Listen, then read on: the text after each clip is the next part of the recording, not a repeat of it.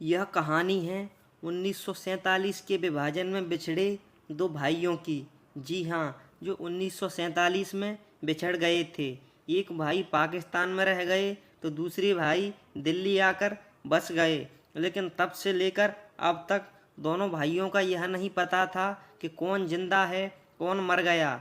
लेकिन भारत में रहने वाले भाई का नाम था के.डी. चावला जी, जो कि एक रिटायर्ड प्रिंसिपल थे। उनके मन में लगातार यह विचार आता था कि क्यों ना मैं अपने भाई की खबर लूं और शायद हो सके तो मैं उनसे मिल भी लूं। इसके लिए वह लगातार प्रयास करते रहे और उन्होंने तमाम तरह के प्रयास करते रहे। इसके लिए उन्होंने कई बार सरकारों से भी बात की, लेकिन किसी भी तरह का कोई हल नहीं निकल रहा था।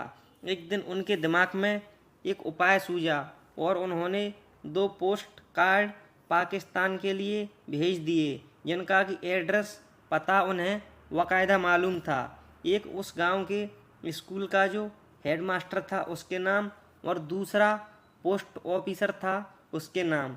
उसके कई दिनों के बाद आखिरकार उस साइड से भी एक खत लौट कर आया।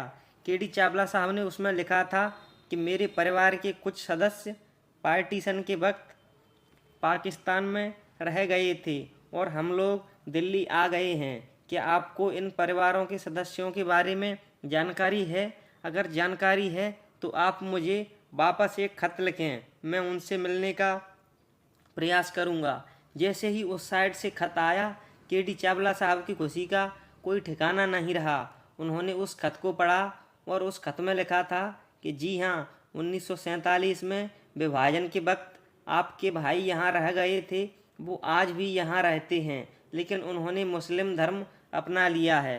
के.डी. चावला साहब बहुत खुश हुए और उन्होंने दिल्ली में जो पाकिस्तान की एम्बेसी थी उसके चक्कर लगाने शुरू कर दिए और धीरे धीरे प्रयास करने लगे कि किसी भी तरह से अपने भाइयों से मिल सकें।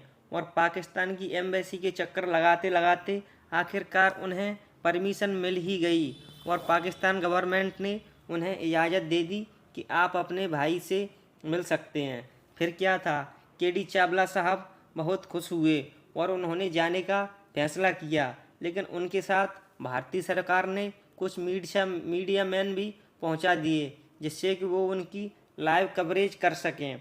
और जैसे ही के.डी. चावला साहब पाकिस्तान पहुंचे तो पाकिस्तान गवर्नमेंट ने भी उनका पूरा सहयोग किया और उनके साथ वहां की लोकल पुलिस भेज दी, जो कि उन्हें वहां के जो एड्रेस था उस स्थान पर ले गए।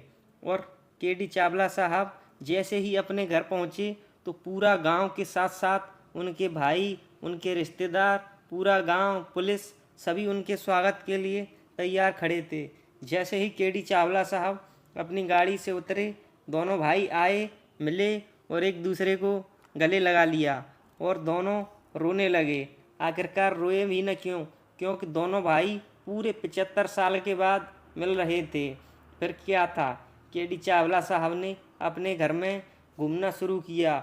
उन्हें वो दौर आज भी याद था जब वह बिछड़े थे। उन्होंने अपने घर को देखा और कहा कि यह वह कमरा था जहाँ मेरा जन्म हुआ था। यह वह गेट है जो कि उस समय भी लगा था और आज भी है।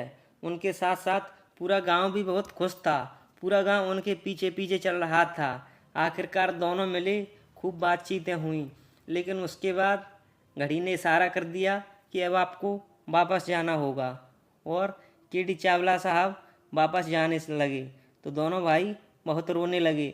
लेकिन फिर क्या था, दोनों भाई आखिरकार 75 सालों के बाद मिल चुके थे। उन्होंने एक दूसरे का पता लिया और फ़ोन नंबर लिया और बड़े भाई ने भी कहा कि मैं भी दिल्ली आऊँगा। दोस्तों, कैसी लगी जानकारी? अगर वीडियो अच्छी लगी हो तो प्लीज़ वीडियो को लाइक करें और चैनल को सब्सक्राइब ज़रूर करें।